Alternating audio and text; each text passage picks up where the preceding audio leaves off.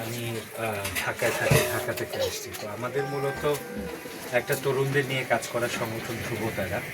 তো আমরা জলবায়ু পরিবর্তন নিয়ে অনেক কাজ করি। তো মূলত আপনাদের এই এলাকাগুলোতে আসার উদ্দেশ্য হচ্ছে যে যেহেতু আপনারা নানা ধরনের কষ্টে থাকে নানা কিছুতে, তো আপনাদের সুবিধা অসুবিধাগুলো জানেন।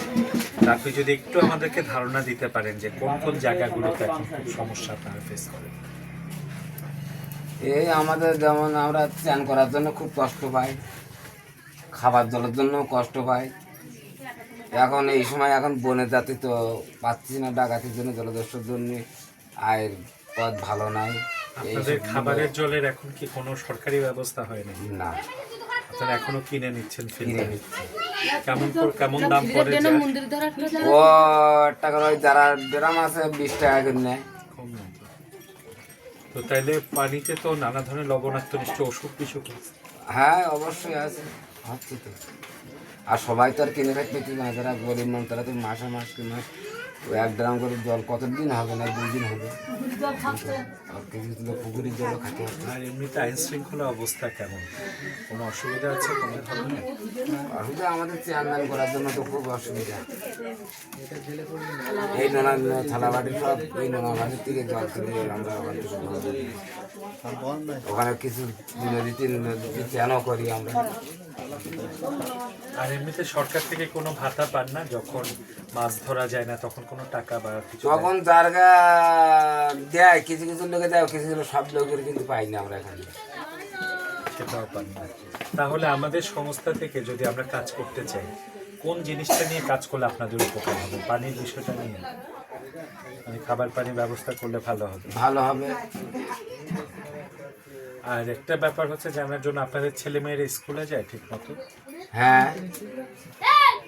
আর ধর্মীয় তো কোনো অসুবিধা নাই, কারণ সারা দেশে তো বিভিন্নভাবে অনেক জায়গাতে নির্যাতনের ঘটনা ঘটছে।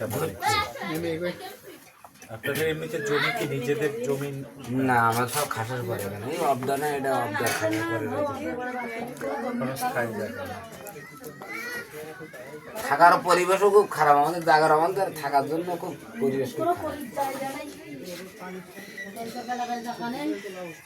সবটা কেনাকাটার পরে দিন চলে আমাদের এইখানে। কোনো যে 1 কেজি তরকারি লাগিয়ে খাবো এমন ধরনের কোনো জায়গা নেই আমাদের এখানে। আমরা 50-60 করে আছি, আমরা ডেলিভারি করে। আপনি যে মাছ ধরেন, আপনার মাসে কেমন আয় হয়? আয় মাসে কথা করো যে ও বেশি এরকম 10-15 হাজার টাকা আয় হয় না।